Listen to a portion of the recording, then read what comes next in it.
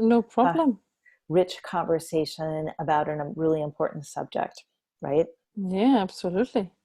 Right. I'm going to start, with this is, as we mentioned and as we've talked about, you know, leading a remote team is more than leading a team that's remote. We're leading a team through crisis. And it really comes down to empowering the right leaders to challenge those underlying assumptions so, so that organizations have the capacity to steer toward opportunities and away from threats. Mm-hmm.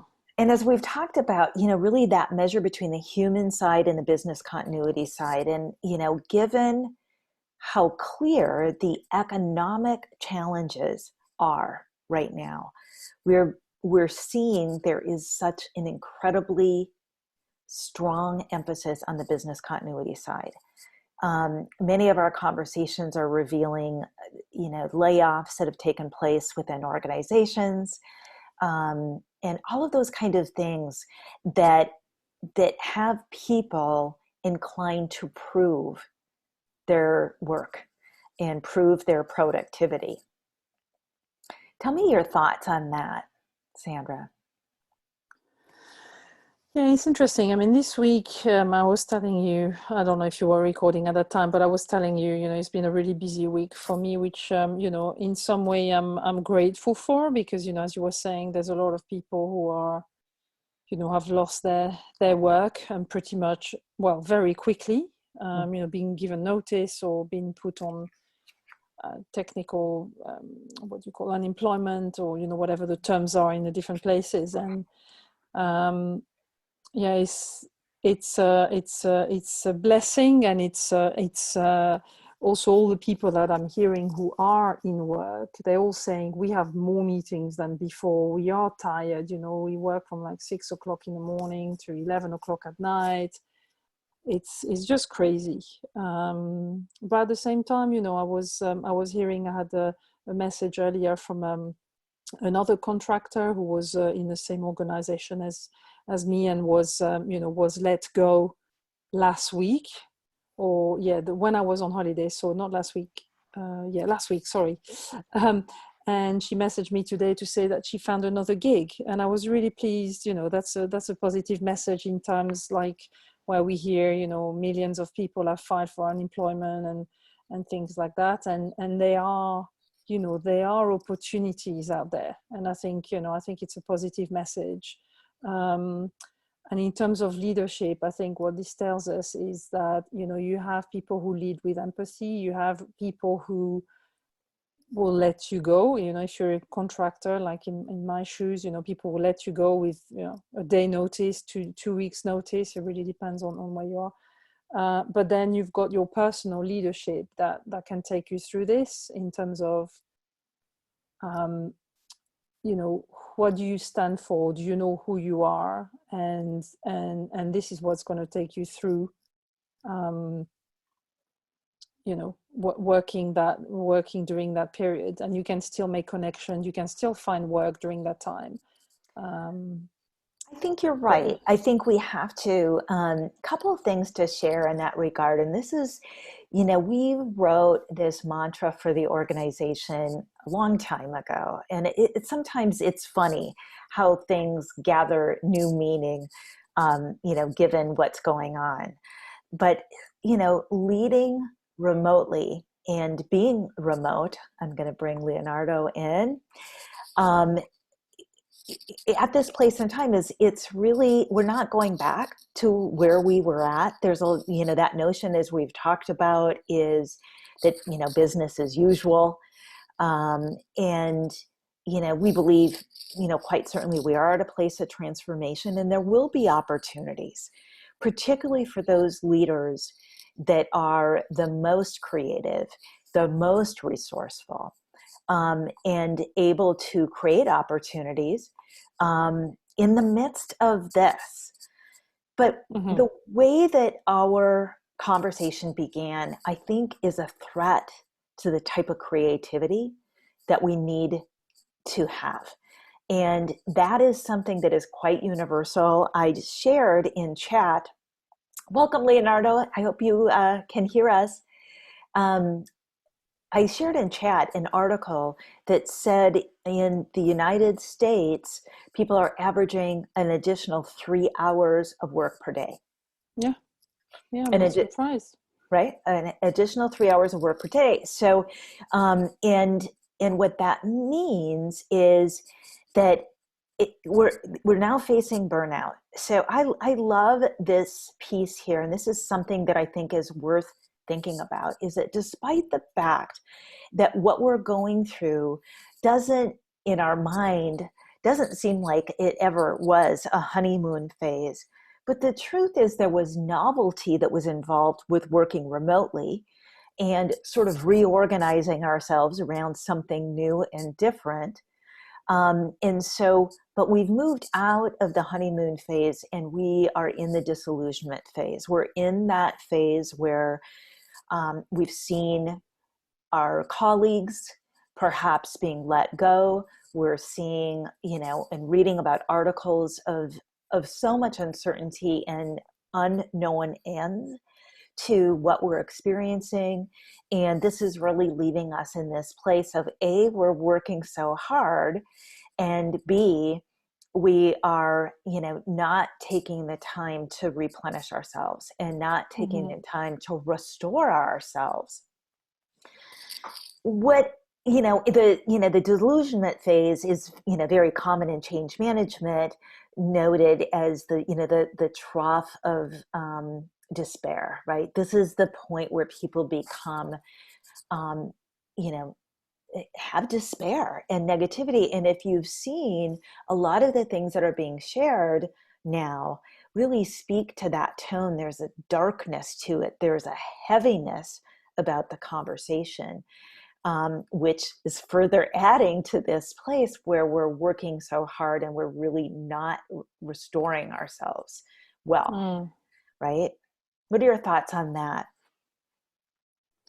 Yeah, and I think it's also forcing people to make decisions that maybe they wouldn't have made if we didn't have that disruption. I was talking to somebody today. I'm actually taking over from her in a slightly new role in one of the projects I'm involved in the organization, and she was saying to me, it's all a bit too much. I don't have that balance anymore. And I know it's been a long time since we can talk about work-life balance, right? And I think that term is now not relevant anymore for the way we work and this blur between home and work.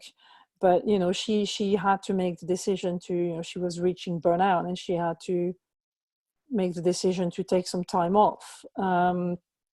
And I mean, I think it's probably the right decision for her at this point in time. But at the same time, you just think, well, why did she have to do that? Could we have prevented that? Because she feels she's been pushed so far that she can't find that balance anymore, and she has young children, and she feels like she's not able to to balance the work that she has to do and that family time, and at a time where she's at home, and unable to kind of ignore the problem because she can't put the kid at school, or and just Right. just forget about it, right? um, so I think it's an interesting one, because it's always a phase where it's really hard to kind of pick up and go up the rest of the change curve. And that's where I think that's during this time that the leadership or leadershift is really Mhm. important to, and what can we do to not get to the bottom, let's say, and start climbing back up, I think right? you're absolutely right. I think that's really precisely where I was hoping to go in our conversation today, is how can we ensure that we really empower leaders to make the best decisions about both their work and their life, and make sure that there are restorative opportunities in there. Because what I'd like to really drive to is that creativity often is born out of these the creative solution, creative ideas, really born out of taking a walk, having a conversation with a family member that we care about, that we're checking in on, and or some sort of creative pursuit. It is in those times that we're not focused on the work that we're actually able to, be very, very creative. So the point that I'm making is that the next phase is where we're rebuilding and also moving into what I'm reading a lot about is the Renaissance phase, where we're creating what is next. Mm-hmm. Leonardo, are you there? Yes. Do you hear Excellent. me? Yes, Hello. we hear you. Excellent. Tell us your thoughts on this. I think it's very interesting. This is a phase of basically reconstruction. First, there is a shock and awareness, and then leaders are key elements to basically restructure the situation. Right. And this is very important. What is happening inside of the leader or the manager is not eventually spread around. Basically, Right. if there is a confusion, uncertainty, and lack of understanding of the situation, you somehow, as a leader in a leadership position, you have to basically reshape the situation in the mind of your followers. Otherwise, it can be chaos. And good leadership emerge in these circumstances. And also, you see, as I said last time, lack of leadership also appears in this situation that are very hectic and uncertain.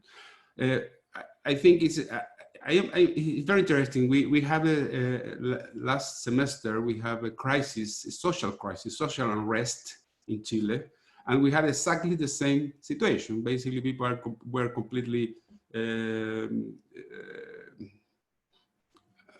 confused, and we have again this situation. I am not sure if in a developed country this happens very often, but in Chile or in developing countries, we have this situation very often. Like every 3 years, we have a big crisis, and it's more volatile, and you have these changes. So people seem to be more oriented to the present, and also adapt, I would say, very much easily than in developed countries. This is my impression. I think is. Well, I think we can make a case. We can certainly make a case that once you've been through something, the next time that you encounter it, we're better with it. And, one of the things that we have pondered and thought a lot about is, is it possible that we can, by way of awareness and understanding, that we can circumvent the disillusionment phase and really help people focus on that reconstruction, that generative, that creation phase? Is that possible by way of engaging and creating awareness around things? Or can we mitigate the amount of time in that disillusionment phase? Because right now, as you note, there's a lot of people. I'm gonna jump to the next slide here and speak to, as I've mentioned, we'll focus on one challenge, and we're alluding to it here in our conversation. Is I'm working night and day. And this, interestingly enough, I had a friend that sent me an article, and I posted it in chat here if you want to grab it and take a look at it. But what the article identified is that the average American worker is putting in an additional 3 hours of work a day. And there's just a lot of situations where people are, literally rolling out of bed and jumping right into work, and their days are extended, and they're really not playing a role in that restorative side of their life, that connection with their family, that walk, if they can take it, yoga, whatever it might be, that those things that really restore us. And here's a personal story that relates to this, and I've been reflecting on. A year ago, I had a bad injury that I sustained. I was a road bicyclist, and I took a fall, and it didn't seem very bad at the time that I fell. But what followed was really bad, and it was incapacitating nerve spasms, and had me on my back for the summer, and 9 months of reckoning with this. And I asked the practitioners that I was working with that were helping me get through it, I said, is there anything that I did or might have done that really set the stage for this? Because I didn't have a bad fall, but I had a bad injury. And really what it came down to is I used to just grind it out every single day. I would start working, and I worked out in the morning, but once I started to work, I would work all day long, 10, 11 hours, literally just bring lunch to my desk and just work, and not get up and move around. And of course, we've all seen the reports on what happens and the dangers of that. Right. And so when I recognize, and on top of it, when I would sit all this time, I would sit on one of my feet, like I'd swing a leg up and sit on one of my feet. Something that I started doing as a young child because I'm shorter, and it would just elevate me a bit. If you can think of sort of what was going on with my spine when I was doing this and not moving.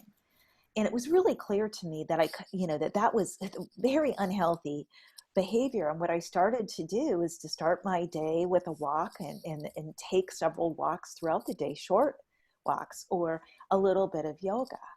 And something really amazing happened, is that on those walks, I came up with the most creative ideas. While I was taking a moment for restoration. And this comes back to how our conversation started. We get this notion that you need an hour, or we need so much time to do these things. And what I've come to recognize, it's not about time, it's about the restorative nature of things. So I'd love to hear from both of you, your thoughts on how do we make sure we take back our lives, and the connection with doing so, with actually being able to recreate our organizations, our communities in the way that they need to be, and really get to that place where we actually contribute positively to, let's consider a Renaissance era of innovation. I think probably the first step, I mean, I can speak for myself in this case, but the first step is to give yourself the permission to take that time back, because I think a lot of the time the pressure comes from ourselves. And I'm not, getting a get out of jail cards for leaders, in a company who puts pressure on with milestones and things like that. But I think there is definitely a lot to say about giving yourself the permission to say, I'm working 15 hours a week, or a day. Mm-hmm. 15 hours a week sounds quite nice. 15 hours a day. If I work 13 hours or even 10 hours, it's actually enough. I'll probably be much more focused. And, in those 5 hours or whatever, I can go for a walk, spend time with my daughter, and still do quite a lot during that day, and then probably be more productive. So I think it's about less guilt and giving ourselves that permission and giving ourselves that space. And I think the second spontaneous thought that I have is around helping each other out. I mean, we often work in teams, and even as a contractor, you work with people in the teams, and not everybody is going to have a bad day at the same time, right? And I think it's important to be able to share that when it's your turn to have a bad day or a bad week, and then be able to offer support when you're having a good week, and you can support somebody else who's having a tough week. Mm-hmm. And I think through that teaming in a true sense, and not just, you know, from a structure perspective or roles and responsibilities and all of that, but more at a human level, being able to recognize that we all have, you know, these moments, and just help each other out, you know, to carry on the journey, and recognize that, you know, we might not be able to deliver everything, but some of the stuff we definitely gonna give it a good go, and we're gonna help each other out. I think so. And I also think that I think we can actually produce more if we take some breaks. I think we can, you know, we can come back with a new sense of energy, a new sense of kind of what we're working on, however we might be able to take those breaks. What can we do? Now, Leonardo, I know that you are really shut in, so that makes it hard. But hard doesn't mean impossible. I mean, what are your thoughts on this?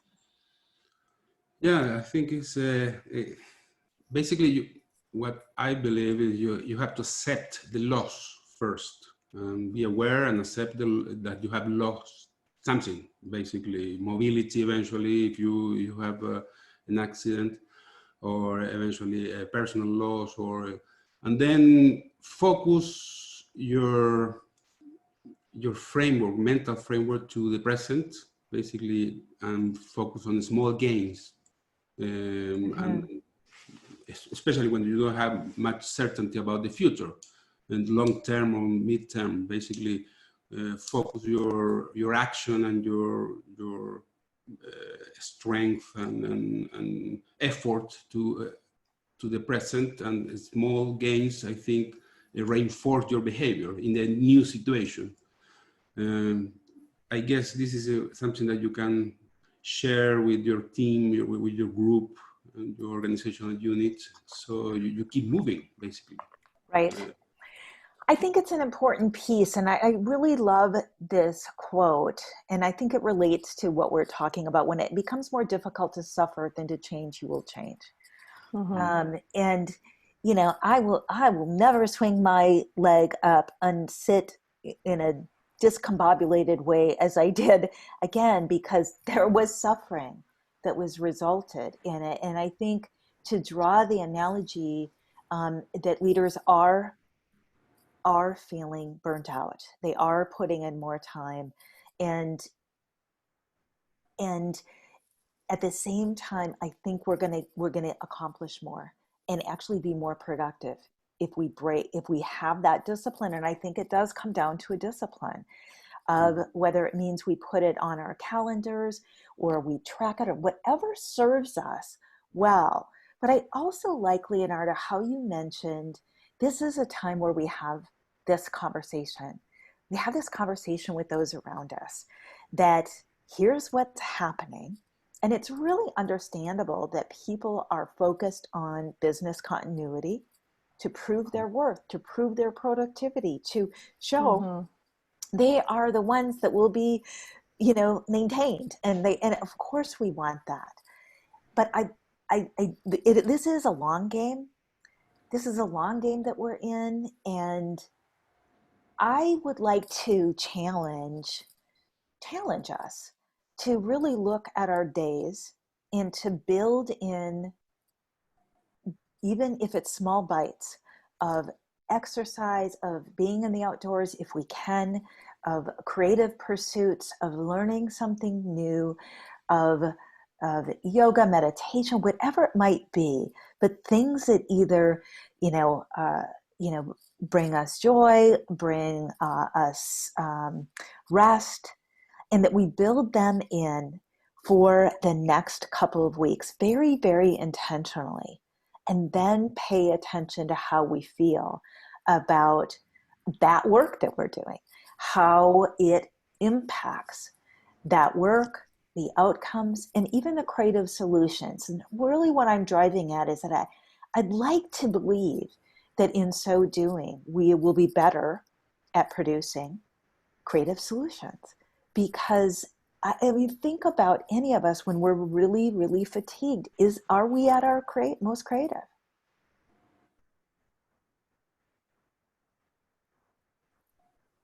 Talk to me about this, either of you.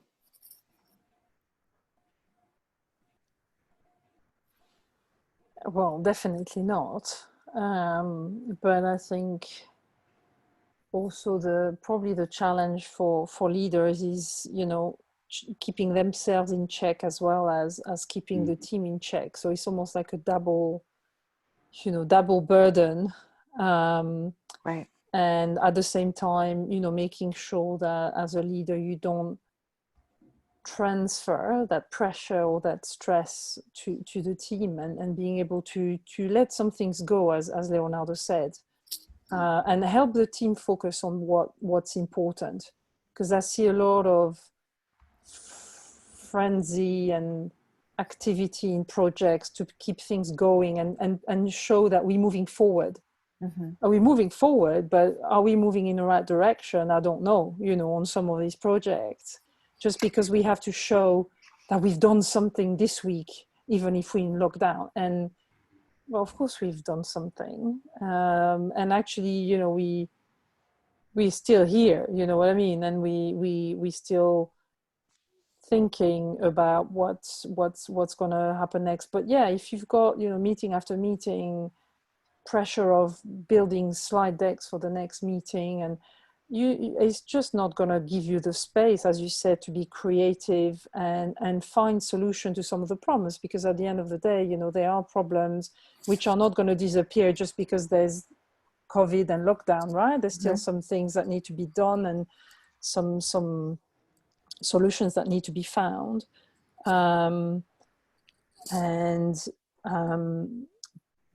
But being effective means, yeah, finding that balance. It is not anymore, you know, the work-life balance. It's that personal balance about knowing when we reach our limits, and when you know, we are at our best. And yeah, I think everybody knows what their thing is, you know, whether it's creativity or exercise or both, or connecting, you know. And sometimes just as simple as, it's not going to give you your sleep back or something, but, you know, connecting with somebody, and having just that human connection, you know. Yeah, It's never been more important. So you think about, you know, now weeks in to isolation and physically connecting with our, you know, essentially our families, and maybe a small extension beyond them, but very little, you know. So I think connection, and I also love that you brought up sleep. A very critical is in our last conversation, we talked about hypervigilance, that behavior that we have when we're in a crisis, you know, really does often make it difficult to have very restorative sleep. So one of the things that we always build in to our processes, virtually every one of them, is the sharing of stories. And one of the things that I have always said is the most powerful way to influence others is by sharing a story. And this is a wonderful example, and this is where I think we'll sort of bring our conversation to, is to create our own stories in the next couple of weeks. Have that discipline to restore ourselves in the ways that we know serve us well, and be very disciplined with that, and then pay attention to the ideas that we come up with, the creativity that we have. And the point that you brought up, Sandra, was, you know, what I'm fearful we're doing, and what I want to really build into this process, and is built into this process, is that we stop when we encounter a challenge and we ask, what is our natural, we call it a knee-jerk reaction to this challenge. And let's make sure we're pausing in that moment, and we're carefully considering if that knee-jerk reaction makes sense anymore. Yeah, and I'm definitely trying to do that in one of my projects at the moment, just to say, you know, with that frenzy of activities, why are we doing it? You know, let's take a step back and think about the why. is it important? What is it going to give us? What value is it going to add? And why are we doing it? Do we really need to do it? And not because, you know, I'm tired and I don't want any more work, but just because, is it really worth everybody putting all that effort and energy into something that we might not need? You know, maybe it was needed at a point in time, but, you know, take that time to really think about whether certain activities are needed. And creating really value, prioritizing, right? and creating value, value. because at the end of the day, you know, yes, we can always show that we've been doing things, but what value is it adding? You know, are we just creating more work for the sake of creating more work? And that's just not effective in the long term. So I think, you know, and it's a, you know, it's part of my role, obviously, but it's something that we have to do more, I think, as leaders, in teams and in companies, just to say, why are we doing it? It's always important in change, but it's even more important, I think, in a time of crisis, just going back to essential. And, you know, there can be lots of discussions about what's essential and what not, but it's being able to ask the difficult questions as well. Mm-hmm. And stop and pause. Leonardo, what are your thoughts on that? Yeah, it depends on the phase where you're experiencing. Basically, I would say when there is too much uncertainty and there is people are in shock mode, I would say that you have to input all type of, give some signal of action that continue moving, just to create your routines, even though those do eventually not make sense in the long term. Later, I would say the leader, the manager, should prioritize, put priorities to different activities, but it depends on the stage that you have. If you have basically a change of circumstances, a sudden change of context, the leader should eventually create structure. Otherwise, you get chaos. And you create structure with routines, and routines lead to action. My impression is that it depends on the stage, and I think that's good. I agree also with Sandra concerning the self-management, the divide you as a leader and the group, especially in this moment.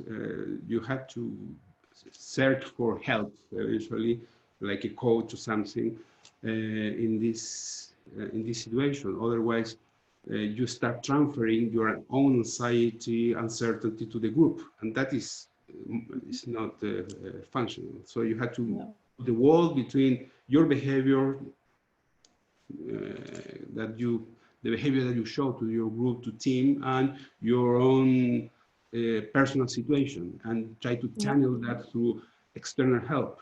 I think external coaches or some colleague that is expert or have experienced something.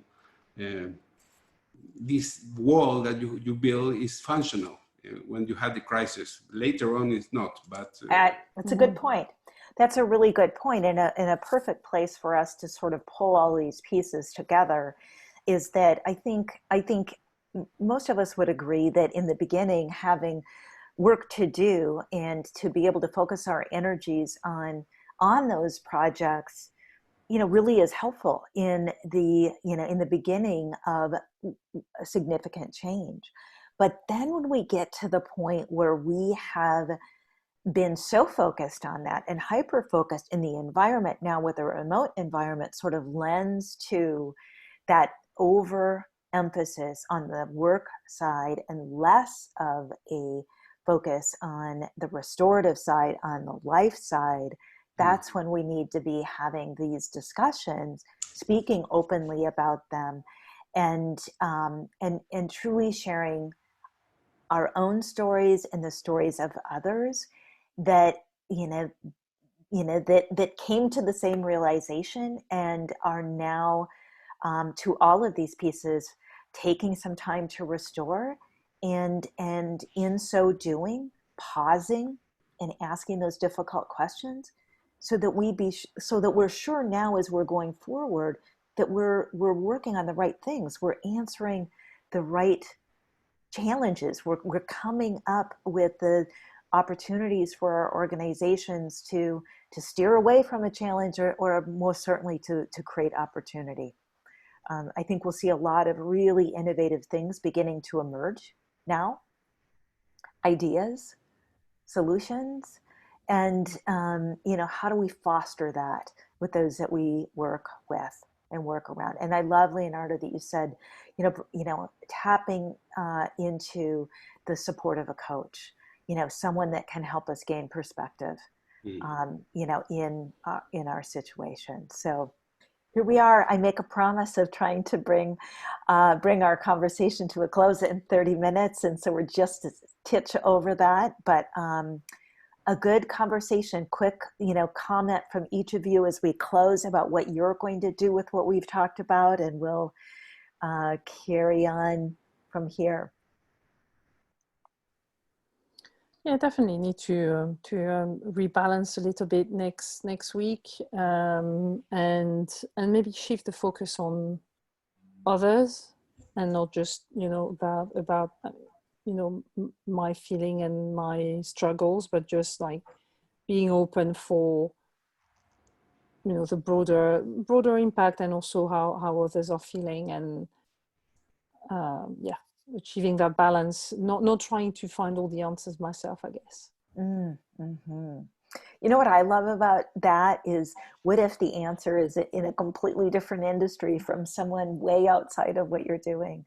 Yeah. I think sometimes they might. So those calls that we make to others, surprisingly can bring us creative solutions, right? As well as restoration. I love it when we can have a couple of things come out of one activity. Leonardo, how about you? Yeah, I think to create narratives or stories, I believe it's the original way to teach. It's a very, very old way to share knowledge, even before the printing system. I think it's very useful and always more impactful, especially if it's related to your own situation and is some story that you experience yourself. I think it's a very, very useful way to share know-how, how to deal with situation. I normally, in my teaching I don't use stories because I don't want to involve myself with the, but I think it's a good point. If you share your own story, your experience, and you connect with a concept that you are trying to teach or to share, you get a better result. Mm-hmm. Beautiful.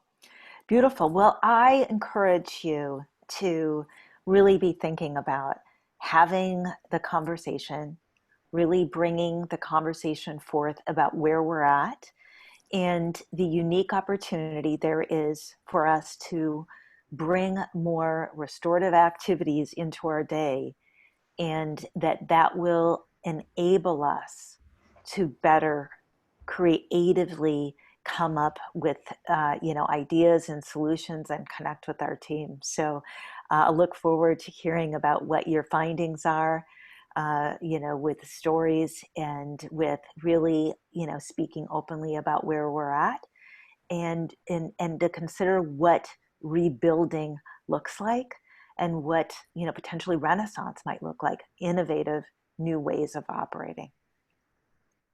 Mm-hmm. I appreciate your time, and I wish you all the best. Like I said, it's not just about leading a remote team. It's not just about leading a remote team through crisis. It's really about empowering leaders to to innovate, to come up with creative solutions, to recognize that a lot of the underlying assumptions that have served us all well, they're being redefined right now. So this is our time, really.